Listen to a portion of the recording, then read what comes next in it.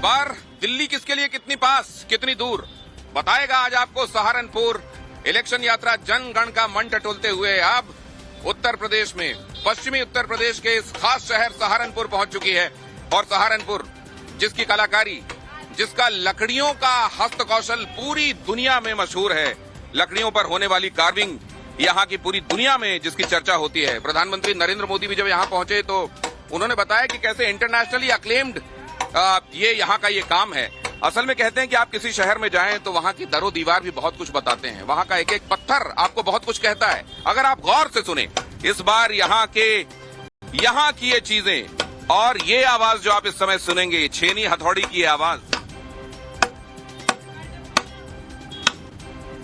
ये क्या कह रही है? इस बार चोट किसको पड़ने वाली है और इस बार निखर कर कौन आने वाला है? सहारनपुर में आज होने वाली इलेक्शन यात्रा की चर्चा में आज यही सब आप देखेंगे, यहाँ की जनता जनार्दन और खास मेहमानों की मौजूदगी में। इलेक्शन यात्रा आपके शहर, आपके द्वार, और इसके तहत हम लोग आज हैं सहारनपुर में और सहारनपुर की जनता बहुत सी उत्साह और ऊर्जा के साथ चर्चा के लिए उत्सुक है। यहाँ जब हम पहुंचे तो लोगों का गजब का प्यार, उनकी तरफ से गजब का स्नेह देखने को मिला और ये जानकर वो बहुत ही उत्साहित हैं कि आज यहाँ चुनावों को लेकर चर्चा होने वाली है। आप तमाम लोग जो टेलीविजन पर इनको देख रहे हैं, टाइम्स नाउ नवभारत पर, इनके लिए जहां आप मौजूद हैं तालियां बजा सकते हैं। और ये लोग देखिए आपके लिए किस तरीके से तालियां बजा रहे हैं कि आप सहारनपुर की आवाज सुनने के लिए टेलीविजन खोलकर टाइम्स नाउ नवभारत ट्यून करके बैठे हुए हैं। तो ये लोग अपनी बात कहेंगे, लेकिन पॉलिटिकल पार्टीज अपनी बातें कहने में लगी हुई हैं। मैनिफेस्टो आ रहे हैं, घोषणा पत्र आ रहे हैं। भारतीय जनता पार्टी ने अंबेडकर जयंती के मौके पर अपना घोषणा पत्र सामने रखा और इस बार जो घोषणा पत्र है उसमें ज्ञान पर, गरीब, किसान, युवा, नारी, इन पर फोकस है। और साथ में ये कहा गया है कि एक देश में एक चुनाव होगा। ये भी कहा गया है कि यूसीसी को पूरे तौर पर लागू करेंगे। इधर से जब बातें कही गई तो आप जानते हैं कि पहले ही 5 न्याय और 25 गारंटी की बात कांग्रेस कर चुकी है। समाजवादी पार्टी पीडीए की बात कर रही है और ये कह रही है कि हम तो जातिगत जनगणना करवाएंगे और उसके आधार पर ये सुनिश्चित करेंगे कि न्याय हो। तमाम पार्टियों ने अपनी बातें सामने रख दी हैं। किसकी बात जनता सब्सक्राइब करने वाली है, ये बहुत अहम मुद्दा है। इधर जो मंच पर मेहमान मौजूद हैं उनकी तरफ से हम जानेंगे कि तथ्यात्मक रूप से वो किस तरीके से अपनी बातों को आपके सामने रखते हैं। तथ्य कितना है और बाकी बातें कितनी हैं जिनको हम हवा कहते हैं, वो भी हम उनसे समझेंगे। उन मेहमानों से आपका परिचय कराऊं, मंच पर आपको ले चलूं, उससे पहले रिपोर्ट बहुत जल्दी से देखिए। भारतीय जनता पार्टी देश हित में बड़े और कड़े निर्णय लेने से कभी पीछे नहीं हटती। हमारे लिए दल से बड़ा देश है।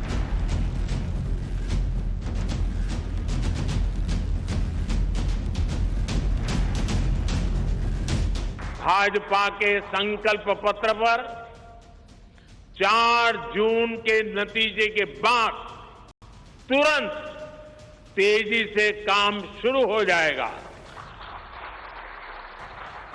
सरकार पहले ही 100 दिन के एक्शन प्लान पर काम करना प्रारंभ कर दिया है। देश के लोगों का एम्बिशन, देश के 140 करोड़ वासियों का अपना एम्बिशन, ये मोदी का मिशन है।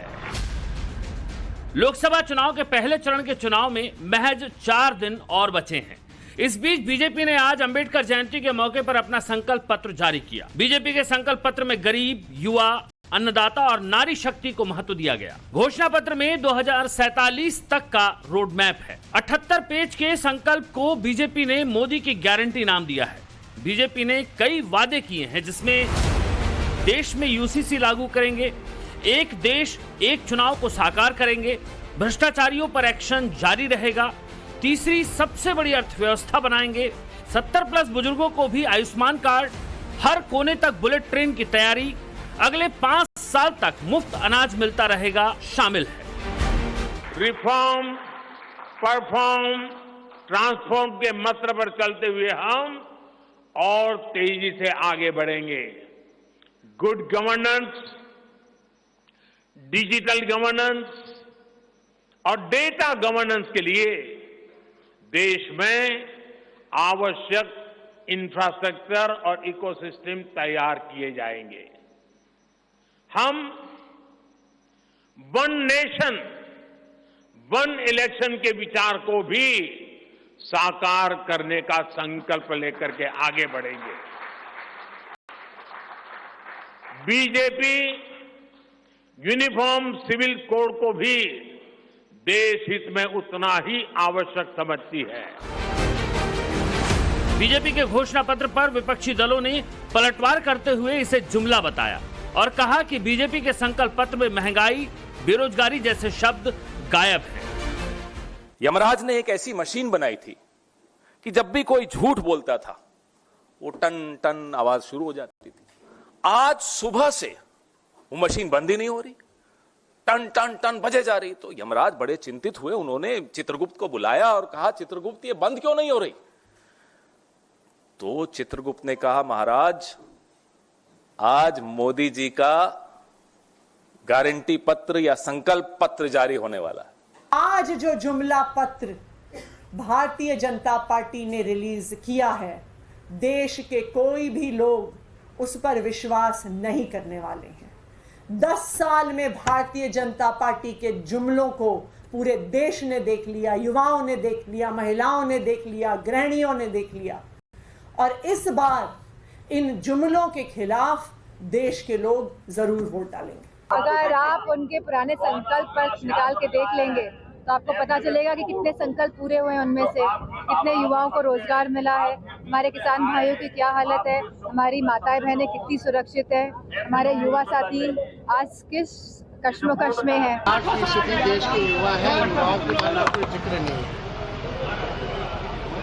80% किसान हैं, 80% किसानों के बारे में कितना नौकरी नहीं देंगे, इसके बारे में कोई चर्चा रोजगार की, नौकरी की नहीं है। बीजेपी से पहले Congress, Samajwadi party, RJD, left सब अपना अपना घोषणा पत्र जारी कर चुके हैं। कांग्रेस 5 न्याय 25 गारंटी की बात कर रही है। समाजवादी पार्टी जातिवार गणना की बात कर रही है। कुल मिलाकर हर पार्टी के अपने अपने वादे हैं, लेकिन जनता किसके दावों पर भरोसा करेगी? उत्तर प्रदेश के जनता का मन टटोलने नव भारत की इलेक्शन यात्रा पहुंच चुकी है उत्तर प्रदेश के सहारनपुर में। सहारनपुर में 19 अप्रैल को पहले चरण में मतदान होना है। बीजेपी, कांग्रेस और बीएसपी में यहां त्रिकोणीय मुकाबला है। तो चलिए चलते हैं जनता के बीच इलेक्शन यात्रा में। तो ये आपने रिपोर्ट अभी देखी। अब आइए देखते हैं इस रिपोर्ट के आधार पर यहाँ पर पहले शुरुआती राउंड में लोग क्या कहते हैं। डॉक्टर अजय सिंह भारतीय जनता पार्टी की तरफ से हमारे साथ चर्चा में हिस्सा लेने के लिए यहाँ जुड़ रहे हैं। आप लोगों की तरफ से तालियां हर एक मेहमान के लिए होना चाहिए। चौधरी नीरपाल सिंह जी हमारे साथ इस चर्चा में जुड़ रहे हैं, आरएलडी की तरफ से अपना पक्ष वो रखेंगे। संदीप चौधरी कांग्रेस की तरफ से अपना पक्ष लेकर यहाँ पर मौजूद हैं। गफूर साहब जुड़ रहे हैं। गफूर साहब समाजवादी पार्टी के नेता हैं और आपके सामने यहाँ मौजूद हैं। देखें इंडी गठबंधन को लेकर आज उनके पास क्या क्या खास है कहने के लिए। और इंडी गठबंधन का ये एक पार्टनर है आम आदमी पार्टी। योगेश दाहिया जी आपको बताएंगे कि सहारनपुर से दिल्ली कैसे दिखाई दे रही है और दिल्ली की उस पार्टी का रिफ्लेक्शन यहाँ सहारनपुर में कितना है। लेकिन उधर देखिए गौरव बैठे हुए हैं, last but not the least, वो जो मूड पकड़कर गाने गाते हैं और धुन बजाते हैं। शब्द भेदी बाण पृथ्वीराज चौहान चलाया करते थे और ये मूड भेदी धुने बनाया करते हैं। इनके पास हम चलेंगे, लेकिन पहले मैं आपसे सुनना चाहता हूं वो घंटी की टनटनाहट की बात अभी हमने पवन खेड़ा जी से सुनी। वो कह रहे हैं घंटी टन टन टन बज रही है, बंद ही नहीं हो रही है। पवन भाई को जो घंटी सुनाई दे रही थी वो भगवान राम अपने घर में प्रतिष्ठित हुए, भगवान राम के मंदिर की घंटी सुनाई दे रही थी। लेकिन एक बात और जोड़ दूं मैं कि जब भगवान राम स्थापित हुए थे 22 जनवरी को अपने घर में, तो मेरी भाई की पार्टी के शीर्ष नेता कह रहे थे भगवान राम का बुलावा नहीं आया। तो यमराज के बुलावे को हम लोग भगवान राम का बुलावा कह रहे, पता नहीं वो उसकी बात कर रहे थे, किसकी बात कर रहे थे। तो एक घंटी भगवान राम की है, भगवान राम अपने घर पे स्थापित हुए, हमारे जीवन का अद्भुत क्षण है जिसमें भगवान राम की घंटी हमें सुनाई दे रही है। तो ये घंटी अपने अपने तरीके से सुनाई दे रही है। किसी को चित्रगुप्त की बजाई हुई यमराज के दरबार की घंटी सुनाई दे रही है और कोई कह रहा है कि हमको तो भगवान श्री राम के मंदिर से आने वाली घंटियों की आवाज सुनाई दे रही है। चौधरी साहब आपको किस घंटी की आवाज आ रही है? देखिए, हमें तो गरीब की उस घंटी की भी आवाज दे रही है जो आज भी 80 करोड़ लोगों को ये लोग राशन देने का काम कर रहे हैं। ये जो बात करते हैं 80 उस गरीब की भी घंटी सुनने का काम करिए। और श्री राम आस्था का विषय है, राजनीति का विषय कभी नहीं रहे हैं। श्री राम आस्था का विषय है, हमेशा रहे हैं। हम लोग भी राम भक्त हैं। नहीं, एक चीज समझाइए, आस्था का विषय रहे हैं, आप मानते हैं? तो 450 साल पहले जिस मस्जिद की तामीर की गई, जो मंदिर हटाया गया, वहां भगवान राम आज फिर से विराजे हैं, ये लोगों की आस्था का विषय है कि नहीं है? नहीं, लोगों की आस्था का विषय है, हम उसका सम्मान करते हैं। देश के 120-30 करोड़ जनता उसका सम्मान करती है, तो हिंदू मुसलमान मंदिर उसका सम्मान करते हैं। लेकिन भारतीय जनता पार्टी जो अपने संकल्प पत्र में लेकर के आई है, उसका श्रेय पूरा का पूरा कोर्ट को जाता है। और हिंदू मुसलमान सब लोगों ने उसका स्वागत करने का काम किया, कोई विरोध किसी ने करने का नाम। चलो देर आई दुरुस्त आई, समझ तो आया। पहले तो आप विश्वास ही नहीं करते थे। 550 साल की जो शासनी थी, जो सांस्कृतिक राष्ट्रवाद को आपने किया था, कब कहे थे? जब अयोध्या के अंदर आपने खून कह रहे हैं डॉक्टर अजय, ये सम्मान करते हैं, ठीक बात है, लेकिन देर आए दुरुस्त आए। वो कह रहे हैं कि कोर्ट के रास्ते ये रास्ता बना है। बिल्कुल आप लोग क्रेडिट क्यों लेते? बिल्कुल हम क्रेडिट नहीं लेते। भगवान राम के मानने वाले जो मिल रहे हो प्रसाद के रूप में स्वीकार कर रहे हैं, चाहे कोर्ट से हुआ, चाहे हमारे प्रयास से हो, चाहे इनके प्रयास से हुआ हो। लेकिन ये बात इनको तब क्यों नहीं समझ में आई जब इनके नेता कहते थे कि अयोध्या की गलियों में पंछी पंख भी नहीं बांधने दूंगा। जब अयोध्या की गलियों को राम भक्तों को भून के वहां खून बहाया था, तब इनके बात समझ में नहीं। चलिए ठीक है, गति होने वाली है, अंतिम समय है पार्टियों का, अब उन्हें राम समय आके भगवान राम इनको गति देंगे। किसकी गति होने वाली है और किसकी गति तेज होने वाली है, ये हम समझेंगे। लेकिन पहले तो आप चौधरी नीरपाल साहब, ये लाल और हरा रंग एक साथ ही होता था, अब ये दो छोर बन गए हैं इस बार। सर्वप्रथम तो मैं बाबा साहब अम्बेडकर के चरणों में नमन करते हुए, क्योंकि आज उनकी जयंती है, और किसानों के मसीहा परम श्रद्धेय पूर्व प्रधानमंत्री चौधरी चरण सिंह जी के चरणों में नमन करते हुए मैं बधाई देता हूं नवभारत टाइम्स नाव को कि आज वो सहारनपुर में जनगण का मन जानने के लिए, जनता के दिल की आवाज सुनने के लिए, उनकी अंतरात्मा जानने के लिए आप लोग यहाँ पर पहुंचे हैं। मैं बहुत बहुत स्वागत करता हूं सबसे। धन्यवाद सर। अब मुझे ये बता दीजिए कि इस बार ये बिलगाव कैसे लग रहा है? कभी दो लड़के साथ आते हैं, कभी लड़के साथ आते हैं, लेकिन फिर समझ में नहीं आता आगे क्या होने वाला है। आप कभी साथ में चलते हैं और अब आप इधर खड़े हुए हैं। ये यहाँ की सियासत में चल क्या रहा है? कई बार तो जनता सोचती होगी एक बार फिर से देखो यार कौन किसके साथ। राजनीति में कुछ भी असंभव नहीं होता, और राजनीति उथल पुथल का दौर है। दूसरी चीज, हमारे नेता माननीय जयंत चौधरी जी ने जो निर्णय लिया, हमने उनका मान सम्मान किया, और वो एनडीए में उन्होंने एनडीए के साथ गठबंधन किया, कुछ सोच समझ कर ही किया। अच्छा तो ठीक है, आज ये जनता पे भी लागू है क्या जो आप कह रहे हैं राजनीति में कुछ भी संभव है? मतलब कोई भी नेता किधर भी जा सकता है, कोई भी दल।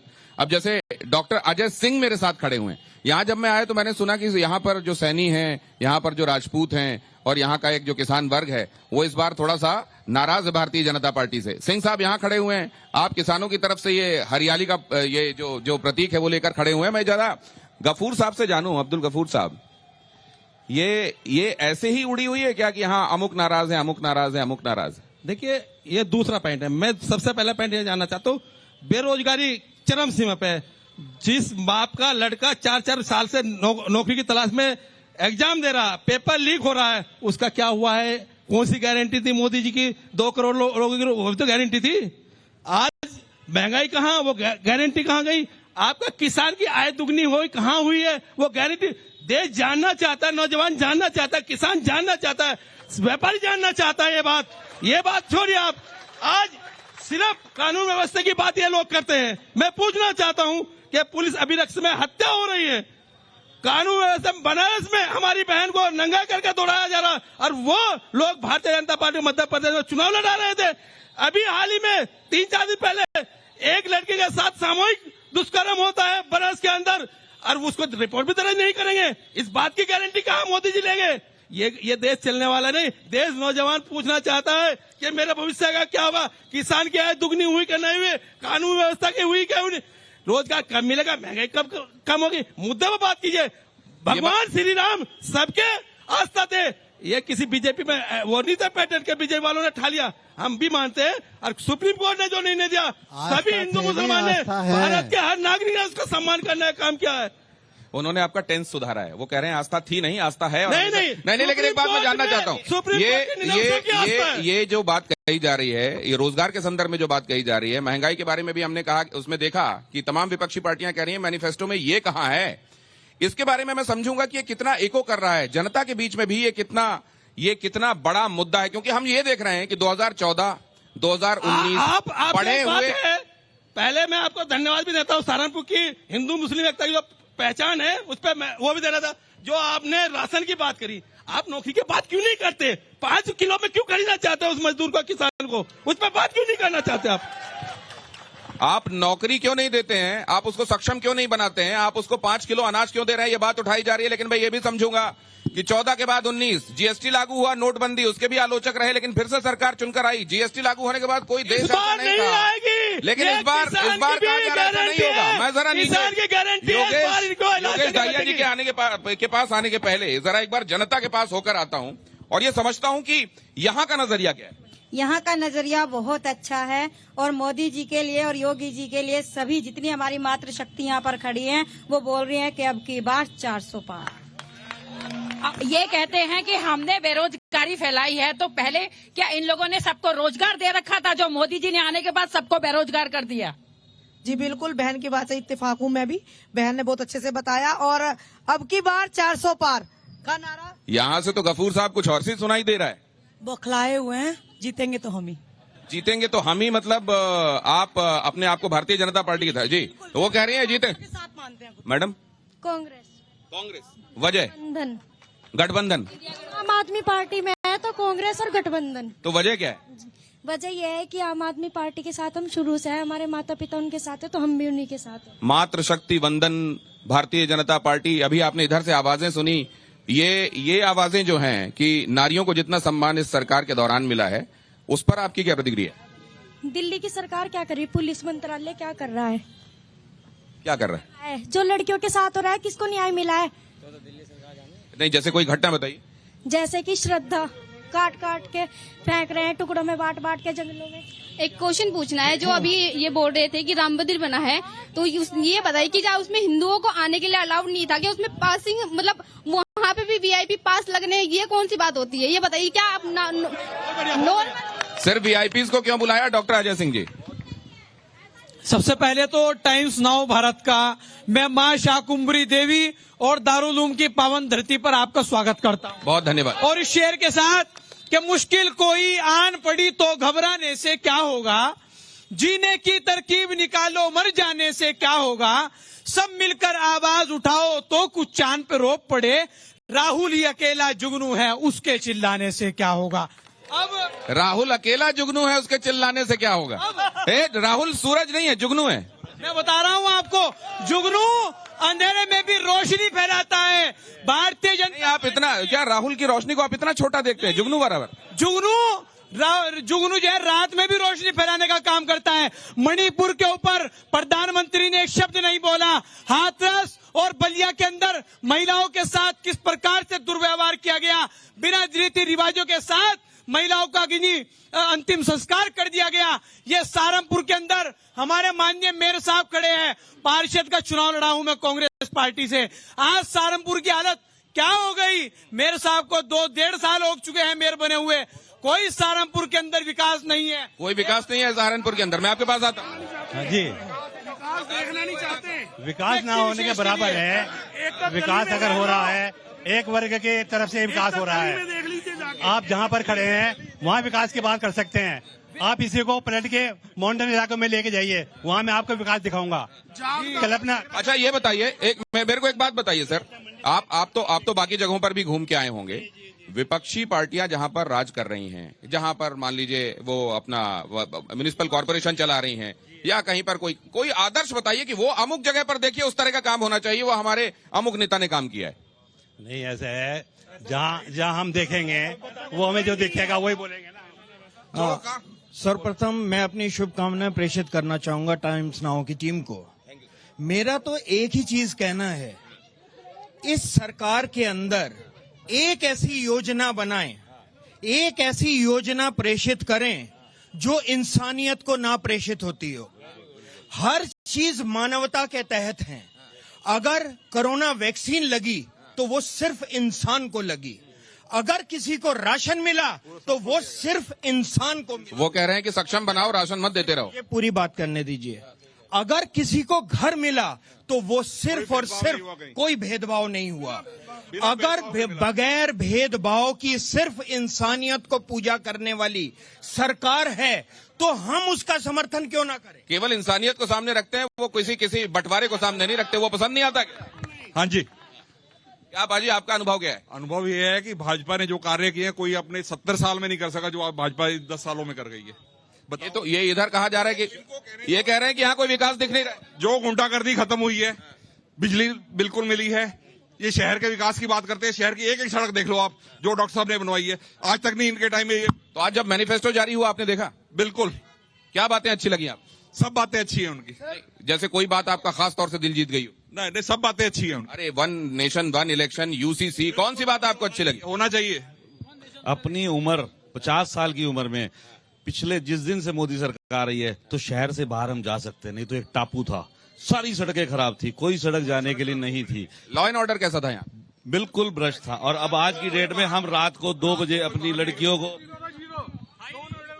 सर मैं ये कहना चाहता हूँ कि अभी ये लोग कह रहे थे कि विकास की धारा जो इस 5 साल में हुई है, पहले मैंने कभी देखी नहीं। मैं आज 55 साल से ऊपर का हो चुका हूँ। दूसरी बात ये, अब मेयर साहब के आने की बात है, हमारे शॉप के बाहर वहां पे एक नाला हुआ करता था और हर 15 दिन बाद जब नाले की सफाई की जाती थी तो उसके बाद वहां पे मच्छर मक्खी इतने होते थे। अब वहां पे पक्की पेमेंट है, वहां पे आपको कुछ भी नहीं मिलेगा। आप आंख बंद करके रात को दिन में किसी टाइम भी, क्योंकि हम अभी सांसदी के चुनाव की बात कर रहे हैं तो आपको क्या, नहीं कोई बात नहीं, वो सब भी मैटर करता है, वो सब भी मैटर करता है, परसेप्शन बनाता है। लेकिन अभी के दौर में आप सांसद के तौर पर यहां से दिल्ली को कैसे देख रहे हैं, ये भी मैं समझना चाहता हूँ। सर नमस्कार। सबसे पहली बात तो यह है, जो काम कांग्रेस ने किया वो अब तक किसी ने नहीं किया। क्या बात ऐसी है जो कांग्रेस ने किया और आप जिसको नजीर मानते? एक नंबर की सरकार है सर, कांग्रेस एक नंबर की सरकार है। और जो हमारे नेता है ना इमरान मसूद, वो एक नंबर का है। नहीं, कौन सा ऐसा काम है जो आप पूरी दुनिया को बताना चाहते हैं, ये देखो ये काम इमरान मसूद ने और कांग्रेस ने किया है जिसको दुनिया याद रखेगी? सर एक नंबर का, जो भी एक नंबर कौन सा? बहुत काम है सर ऐसे जो कांग्रेस ने किए। पिछले 25 साल में से 15 साल से भाजपा है। कोई एक काम बता दे। 69 में एम्स आया, 74 में परमाणु परीक्षण यहाँ पर कांग्रेस ने किया है। भाजपा ने क्या किया है? उससे देश जब आजाद हुआ तो देश में कुछ भी नहीं था। चंद्रयान भी देखा था क्या आपने? नहीं चंद्रयान, लेकिन वो शुरुआत कहाँ से हुई है? सर 2 बार बीजेपी को वोट दिया, लेकिन अब गठबंधन सरकार को। वजह क्या है? वजह यह है कि सर मेरी रामपुर विधानसभा क्षेत्र पड़ती है, जो मेरा गांव है शेखपुरा कदीम। मैं 2 बार अपने विधायक के यहाँ काम से गया हूँ, वो मिले भी नहीं और कभी फोन भी नहीं रिसीव। तो पहले वाले जिनको आप दे रहे थे वो सुन रहे थे? पहले वाले सुनते थे, पहले वाले में समाजवादी में थे, सुनवाई होती थी। आपकी नहीं, तो जब आप एक बार जाते हैं विधायक के पास काम से तो आप ये भी देखते हैं कि कौन देश के लिए कैसा काम कर रहा है, या विधायक ने मेरा काम किया कि नहीं किया, ये देखते हैं। नमस्कार सर मैं सरदार जी की बात से बहुत इत्तेफाक रखता हूं कि इस गवर्नमेंट ने इंसान देखकर वैक्सीन लगाई, इंसान देखकर राशन दिया, लेकिन एक इंसान ही दिल्ली के अंदर नमाज पढ़ता है और उसको पीछे से लात लगती है, वो भी इंसान था। और एक औरत जो मणिपुर में नंगी दौड़ाई जाती है, वो भी इंसान ही था। वहां पर बोलने वाला कोई नहीं है उस बात पर, वो भी इंसान ही है। वो इंसान है कि नहीं है? देखिए, अच्छा और बुरा ये शब्दावली में जुड़े हुए 2 शब्द हैं। अगर अच्छा ना हो तो बुरे की महत्ता नहीं होगी। नहीं, ये बताइए, वो 2 नजीर दे रहे हैं, उसके बारे में आप क्या कहते हैं? मैं नजीर के साथ नजीर तो नहीं जोड़ूंगा। वो वाकई में उसको कंट्रोल करने के लिए ही गवर्नमेंट आई है। उस सबको कंट्रोल करने के लिए गवर्नमेंट आई। हाँ। भाई साहब, कानून व्यवस्था की बात करते हैं, ये खड़ी है हमारी योगी जी की पुलिस। आज सहारनपुर से लेकर और प्रदेश के आखिरी जिले तक एक गुंडा नहीं बता सकते आप, एक माफिया नहीं बता सकते। और समाजवादी पार्टी के अंदर भाई साहब यहीं पर शोरूम लूटते थे, दिन दहाड़े गाड़ियां चोरी होती थी, दिन दहाड़े 2 मिनट के अंदर आए आपकी बाइक साहब, आपकी गाड़ी साहब। ये हाल था समाजवादी पार्टी के राज में। जब से समाजवादी पार्टी की पुलिस भाई साहब आजम खान की भैंस ढूंढती थी, भैंस ढूंढने कार्य करते थी। समाजवादी पार्टी की पुलिस आजम खान की भैंस ढूंढती थी। मैं आपके पास आता हूँ, अब्दुल गफूर साहब। हाँ। गुंडों की लिस्ट है।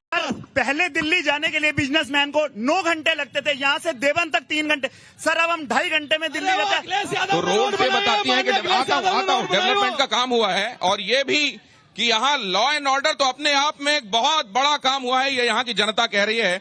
अब्दुल साहब, अब पुलिस भैंस नहीं ढूंढती। देखिए मैं बता रहा हूँ, जो मुख्यमंत्री जी के सजातीय लोगों की लिस्ट में है, बता दूं पढ़ के अगर इजाजत हो। अरे भाई ये गुंडों के लिस्ट गफूर भाई के पास कहाँ से आई? ये कंट्रोल करते हैं। अरे भाई गफूर भाई के पास कहाँ से लिस्ट आ गई गुंडों की? गुंडों के लिस्ट ये कंट्रोल करते हैं। बिल्कुल सच बात है, पहले भी गुंडे ये कंट्रोल करते थे, अब भी गुंडे ये कंट्रोल करते हैं। भैया गुंडों का कंट्रोल हाउस वहीं पर है। हम भी कह रहे हैं गुंडे यहीं से कंट्रोल होते हैं, गुंडे यहीं से कंट्रोल होते हैं। हमें मालूम है आप लोग गुंडों को कंट्रोल करते थे, राजनीतिक संरक्षण देते थे। अब गुंडे जेल में हैं या वहाँ है उनका स्थान है। डॉक्टर साहब, गुंडे कह रहे हैं गुंडे आज भी हैं। भैया गुंडों को यही कंट्रोल करते थे, हमें मालूम है। स्टैंड के पास यही राजनीति का कानून गुंडों के, यही तो हम कह रहे हैं। राजनीति का कानून को बाहर किया है जनता ने। गुंडों के लिस्ट इन्हीं के पास है, पुलिस के पास नहीं है, इनके पास नहीं, वो आप कह सकते हैं, इधर से भी कह सकते हैं, मंच से बात हो सकती है, लेकिन इधर जो जनता खड़ी हुई है वो क्यों कह रही है कि लॉ एंड ऑर्डर बहुत सुधरा है? माननीय अखिलेश यादव ने 100 नंबर शुरू करी, जब से गुंडा भागना शुरू है। और आज ये गुंडे, उन्नाव में क्या हुआ, वो गुंडे कहाँ गए? हाथरस में क्या हुआ, वो गुंडे कहाँ गए? बरस में क्या हुआ? गुंडे जेल में है, गुंडे जेल में है, गुंडे जेल में है या वहाँ है जहाँ उनका स्थान है? राजनीति में कही जाती है, जहाँ उनका स्थान है। दिनेश जी, एक बात राजनीति में कही जाती है कि perception is a bigger reality in compare to the reality itself. जो परसेप्शन है वो रियलिटी से भी बड़ा होता है। अगर ये परसेप्शन भी है तो ये परसेप्शन भारतीय जनता पार्टी के साथ है लॉ एंड ऑर्डर के मामले में। चौधरी नीलपाल, इस पे आपकी टिप्पणी भी चाहूंगा। एक सेकंड, आ रहा हूँ, वो भी कह रहे हैं कुछ। उन्होंने उनके साथ भी रह के देख लिया है। अरे उन्होंने उनके साथ भी रह के देखा है, उनको देखिए। चिल्लाने से कोई फायदा नहीं है। सही बात यह है, जो सुनिए, एक मिनट सुनिए। सही बात यह है कि ये जो आज जनता खड़ी है और पूरे देश की जनता और प्रदेश की जनता कुशासन नहीं चाहती, सुशासन चाहती है। और सुशासन चाहती है, इसलिए इतना बड़ा जब ये बात कही जा रही है नीचे से, सर एक बात नीचे से कही गई है, संदीप जी एक बात नीचे से कही बहुत इंपॉर्टेंट, कि पहले बच्चों से गलतियां हो जाती थी, अब वो गलतियां नहीं हो रही हैं। कंट्रोल भी वहीं से होते थे, इनके पास पुराने मुद्दे करते थे भाई, इनके पास पुराने मुद्दे हैं, इनके पास कोई नया मुद्दा नहीं है। आप यूसीसी उठा करके देख लीजिए, लॉ एंड ऑर्डर पुराना हो या नया हो, मुद्दा है कि नहीं? मैं बताता हूँ, इधर देखिए 10 कदम पर पुलिस चौकी है। यहाँ के मौजूद एमपी राघव लखनपाल जी यहीं पर लोगों के लिए धरना देकर के बैठ गए थे। इनकी सरकार में ऐसा नहीं कि कोई सिपाही किसी मजलूम की तरफ के मदद कर सके। ये चौकी 10 कदम पे। दूसरी बात मैं पूछना चाहता हूँ, आरएलडी के हमारे सम्मानित हमारे चाचा जी हैं, मैं इनसे पूछना चाहता हूँ, उन्होंने भी बाबा साहब के नाम लेकर को उनको जो है श्रद्धांजलि देकर के नाम उन्होंने शुरू किया। आज ही फैजाबाद के इनके जो प्रत्याशी हैं उन्होंने कहा है कि 350 से ऊपर सीट ले आओ, हम संविधान को बदल देंगे। इनके प्रधानमंत्री के सलाहकार कहते हैं संविधान को बदल देंगे। तो मैं लोकदल के भी साथियों से पूछना चाहता हूं कि पलटी मार करके क्या संविधान को पलटने में मदद करेंगे? यह संविधान एक बात और है, गरीब मजदूर की भी बात, ये जो जनता खड़ी हुई है ये संविधान की कोई पॉलिटिकल पार्टी कस्टोडियन नहीं है, ये सबसे बड़ी कस्टोडियन है संविधान की। पॉलिटिकल पार्टी के जो कैंडिडेट हैं, जो उनके सलाहकार हैं, अच्छा योगेश जी के पास जाना चाहता हूं। एक सेकंड योगेश जी से एक भी बार मेरी चर्चा नहीं हो पाई है, प्लीज आज्ञा दीजिए मुझको। मैं आता हूं, चौधरी साहब आता हूं।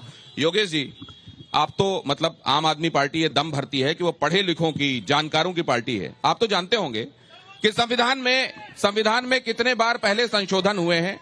संविधान का कस्टोडियन जनता है या पॉलिटिकल पार्टी है? और ये भी आप जानते होंगे कि संविधान को, क्या कोई ये कहेगा हम संविधान को उलट पलट कर देंगे और संभव इस देश में?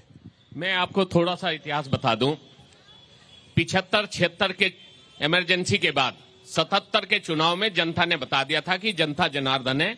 एक पार्टी की जमानत जो है कश्मीर से लेकर कलकत्ता तक जब्त हुई। आज इमरजेंसी लगाने वाली उस पार्टी के साथ खड़े हुए हैं। मैं बता रहा हूं आपको, मैं आपको दूसरी चीज बता रहा हूं। संविधान की सबसे बड़ी हत्या मैं आपको वो बता रहा हूं जहां आपने शुरू किया था। डॉक्टर साहब सुन लीजिए, जिस बात की घंटी आप बजा रहे हैं ना, वो घंटी वहां से शुरू होती थी जब 2014 से आप लोगों ने 500 आदर्श गांव बनाने की बात की थी। आज तक एक आदर्श गांव नहीं है आपके पास। आप 18,000 से ज्यादा गांव में ब्रॉडबैंड का कनेक्शन है और हर गांव में विद्युत है। 18,000 से ज्यादा गांव में आज ब्रॉडबैंड का कनेक्शन है। कौन सी बात कर रहे हैं आप आदर्श गांव की? से सहारनपुर खुदा पड़ा है, ये मंडल है जिला। भैया बदलो इसको, रेफरेंडम बदलो। आज रात को जाओ सड़क पे देखो, बताओ कहाँ खुदी हुई सड़क है इनके पास भैया झूठा मूठा जो निकल है वो नहीं। ग्राउंड और जाना पड़ेगा जनता के पास। मैनेजमेंट का दाहिया साहब ने एक बड़ी इंपॉर्टेंट बात कही है, आप अंदाजा कर लीजिए। इमरजेंसी के बाद सबक सिखा दिया गया था और आज कसम भी खाई थी इन्होंने कि नहीं जाएंगे कांग्रेस के साथ, लेकिन कुछ तो मजबूरी रही होगी। लेकिन मैं बहुत जल्दी से मैं बात करना चाहता हूँ यहाँ पे। पाजी बोलिए। ये 750 किसानों की हत्या का जवाब दे दें ये बीजेपी वाले। किसानों की हत्या का जवाब दें बीजेपी वाले। डॉक्टर अजय ये कह रहे हैं किसानों की हत्या का जवाब दें। देखिए, किसी भी व्यक्ति के जीवन का जाना मेरे लिए कोई राजनीति का विषय नहीं है, न मेरी पार्टी के लिए राजनीति का विषय है। 1 साल तक धरना क्यों दिलाया गया? क्यों कानून वापसी शुरू में नहीं हुई? मुझे एक बात बताओ, जो देश का सबसे बड़ा नरसंहार हुआ, जब देश का सबसे बड़ा नरसंहार हुआ, उनका प्रधानमंत्री कहता था देश का सबसे बड़ा नरसंहार 5 किलो राशन में होता क्या है दिनेश भाई? चौधरी नीरपाल साहब, 5 किलो राशन में क्या होता है? कुछ भी कितना कितना चाहिए? कुछ नहीं चाहिए। 5 लाख। अरे तो कुछ नौकरी चाहिए, महंगाई बहुत, शिक्षा जरूरी है, शिक्षा जो मंडल के क्षेत्र में आज तक सपा की सरकार में कोई यूनिवर्सिटी नहीं मिल पाई थी। भाजपा की सरकार में हमें यूनिवर्सिटी मिली है। अब्दुल गफूर साहब, पकोड़े भी इसी सरकार में मिले। पकोड़े भी इसी सरकार। अरे बाकियों को भी मौका दीजिए सामने। मैं इनसे ये पूछना चाहती हूँ कि इन्होंने तीनों ने सरकारों ने अगर इतना काम किया ना, गठबंधन की आवश्यकता क्यों पड़ी? तीनों को इतना काम अगर किया तो कांग्रेस को, समाजवादी पार्टी को गठबंधन की आवश्यकता। चैनल ईमानदार है, लेकिन आप एक ही तरफ डिबेट को लेकर के जा रहे हैं। अभी इन्होंने पूछा कि हिंदुस्तान के अंदर कांग्रेस पार्टी ने कौन सा ऐसा काम किया है जो राहुल गांधी देश का प्रधानमंत्री बन जाए। हम बताएंगे आपको। डॉक्टर साहब, उस टाइम पे पंडित जवाहरलाल नेहरू देश के प्रधानमंत्री बने थे। देश का सबसे बड़ा नरसंहार कांग्रेस ने कराया था भाई। देश में बार बार चुनी सरकारें कांग्रेस ने कराई थी। प्रत्याशी इमरान मसूद साहब सहारनपुर से नगर पालिका के चेयरमैन बनते हैं। पहली ही बैठक में वहाँ पर पार्षदों पे उस्तरे चलते हैं, महिलाओं पे अत्याचार करते हैं। और उसके बाद दूसरी बात बताता हूँ, इमरान मसूद के चचा यहाँ से रशीद मसूद साहब सांसद बनने के बाद केंद्रीय मंत्री, स्वास्थ्य मंत्री बनते हैं। मैं पूछना चाहता हूँ उन्होंने सहारनपुर को क्या दिया? तो जहाँ सरेआम उस्तरे चल जाएं, ये एक लॉ एंड ऑर्डर की बात इधर से की जा रही है, इधर से ये भी कहा जा रहा है कि जो किया गया है वो बड़ा नाकाफी है और किए जाने की जरूरत है। ये एक तरीके से किए जाने की तरफ स्टैंप है क्या? वो फैसला आप कीजिएगा। फिलहाल मैं बहुत धन्यवाद करता हूं अपने मेहमानों का मेरे साथ चर्चा में जुड़ने के लिए, और इस प्यारी सी पब्लिक का भी, इस लवली इंटरैक्टिव ऑडियंस का भी बहुत धन्यवाद। लेकिन इससे पहले कि मैं यहां से पूरे तौर पर विदा ले लूं, आपको ये बता दूं कि अगला पड़ाव इलेक्शन यात्रा का क्रांति की धरती मेरठ होने वाला, वहां जुड़िएगा जरूर। फिलहाल देखिए ग्रीन लैम्प, कुछ मेरा कुछ तुम्हारा। इस बार तो हवा जो है वो कांग्रेस की महसूस हो रही है। यहाँ पर जो है इमरान मसूद जो हैं वो यहाँ के कैंडिडेट हैं, क्योंकि यहाँ से राजपूतों का भी मसला है, सैनी बिरादरी का भी मसला है, तो इसलिए जो महसूस हो रहा है यहाँ, तो कांग्रेस के पक्ष में ही उम्मीद है कि वो यहाँ से कैंडिडेट जीतेंगे। नहीं, ऐसा कुछ नहीं है। इंशाल्लाह 100% हमें अल्लाह की ज़ात से उम्मीद है कि बीजेपी कामयाब होगी। इंशाल्लाह सुम्मा इंशाल्लाह। ये आपको बीजेपी के कामयाब होने के पीछे वजह क्या नजर आती है? भाई जब से मोदी जी आए गुंडाराज खत्म हो गया। आप जानते हैं कि शहर के अंदर निकलना महाभारत था। मोदी जी जब से आए, जब से भारत का कितना विकास हुआ ये आप जानते हैं, मीडिया जानती है।